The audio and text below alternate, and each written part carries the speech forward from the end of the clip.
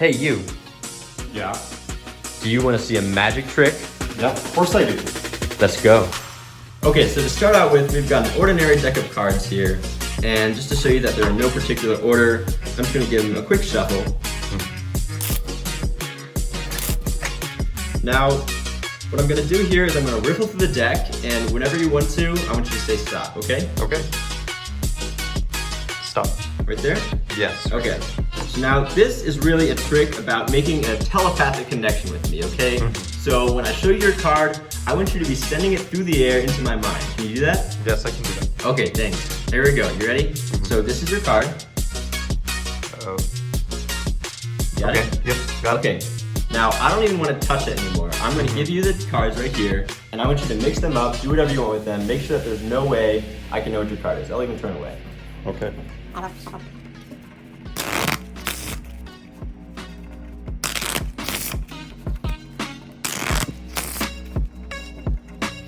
Okay, so now that you've got the cards all mixed up, right? What we're gonna do is I'm gonna flip them over and I'm just gonna spread them out onto the table, okay?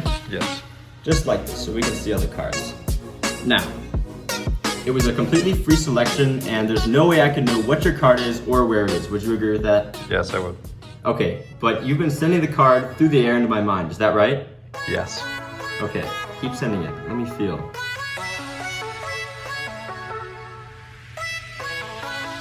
Okay, I'm thinking, is your card one of these cards right here?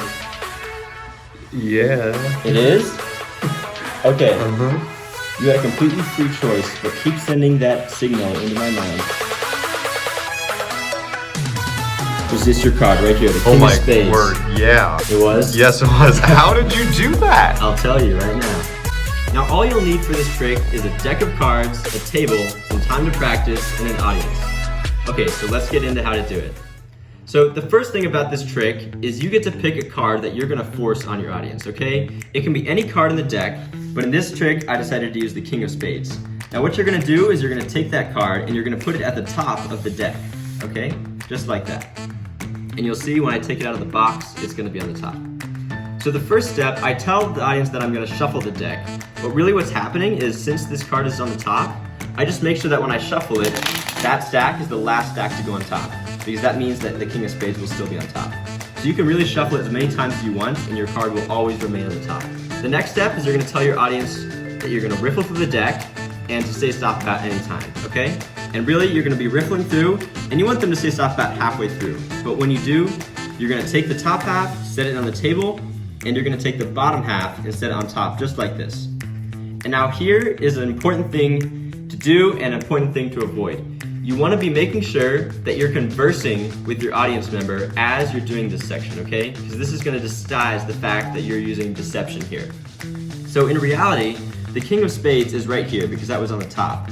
But as I'm talking to them the whole time, telling them about how they need to make a telepathic connection with me, they're forgetting that this is actually the card they probably would have cut to.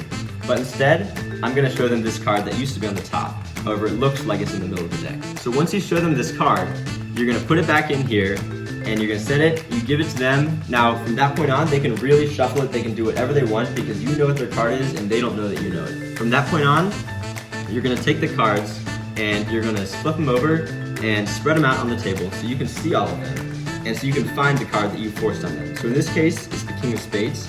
So what I'm gonna be doing is I'm gonna be telling them again, send that signal to the brain. Again, I have to give them a reason to think that I'm doing this. And then you can spread your hand over it. There's a lot of ways you can do this, but in this case, that's what I did. You can pick out some cards, again, around it because you know what it is the whole time. Set your other cards to the side. And in the end, you want to highlight that they had a free choice, or so they think, and that there's no way you could know where their card is in the deck or what it even is. And then once you tell them that again to make them think it's gotta be impossible, you pull out the card and show them that it's the King of Spades. Now, just a couple things to avoid while doing this trick. When you are making your cut and you're setting the cards down here and then the other half on top, make sure that you're talking with your audience the whole time, engaging in conversation, and do not draw attention to the cut as they might realize what you're doing. But if you keep talking with them, there's no chance they will. Another thing that you should avoid when doing this trick is that if you shuffle the cards beforehand, make sure that the top card which you forced on top, remains on top. So you don't ever want to lose track of it and accidentally do this, because then the whole trick will be ruined and there won't be anything to go. So just make sure you avoid that. This trick is extremely simple and does not require a lot of practice, but it has a truly convincing effect. Now, with just a little bit of work, you can master this trick and have a truly magical experience. So, the next time you're at a party, don't drink alcohol. Instead, pull out your deck of cards, perform this trick, and give your friends a little bit of magic.